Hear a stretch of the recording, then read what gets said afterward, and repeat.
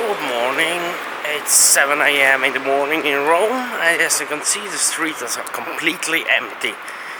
I am on the way to the Trevi fountain because there are many people in the night and all day, so I try now at 7 a.m. in the morning if there also are so many people as usually in the rest of the day. So I'm a little bit skeptic about this, but I will see that when I arrive there. I will be there around 10 minutes. Well, I am not alone, but still not so many as usual.